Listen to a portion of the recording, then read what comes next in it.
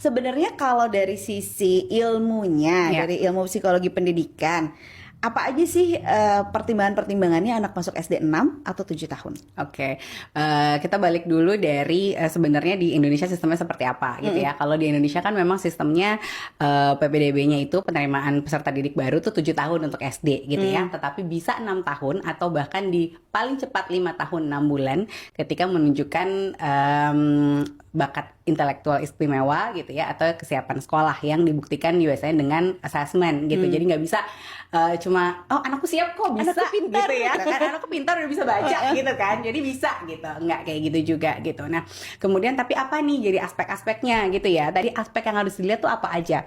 Siap ya, tadi tuh bukan hanya kognitif tadi ya, biasanya orang tua rata-rata kognitif kan udah bisa baca tulis, udah bisa ngitungnya, udah jago, jadi udah siap nih gitu. Padahal ada aspek lain kayak misalkan dari aspek motoriknya, motorik kasarnya dia udah terkoordinasi belum geraknya, dia postur tubuhnya udah cukup nggak menunjang, dia cukup seimbang untuk duduk, bisa betah duduk lebih lama. Atau misalkan dari bina dirinya gitu kan, dia udah bisa belum sih kayak misalkan bilang kalau mau ke toilet, dia udah bisa belum sih ngeluarin bekalnya sendiri, kemandiriannya seperti apa. Karena kadang-kadang mungkin dia udah bisa jago nih baca listungnya, tapi ternyata belum terlalu dilatih kemandiriannya, jadi apa-apa mesti disiapin.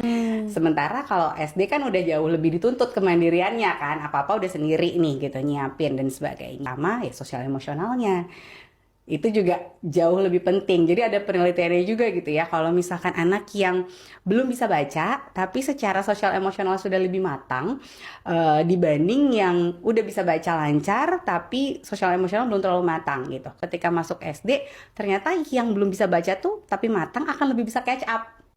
Karena dia tadi tuh, kalau gagal, nggak apa-apa dong, aku bisa coba lagi. Dia nggak gampang frustrasi atau misalkan jadi gampang tantrum kalau misalkan nggak dapet keinginannya. Dia bisa tahu cara minta bantuan itu seperti apa gitu. Jadi ada hal-hal lain yang selain yang kognitif yang perlu diperhatikan juga.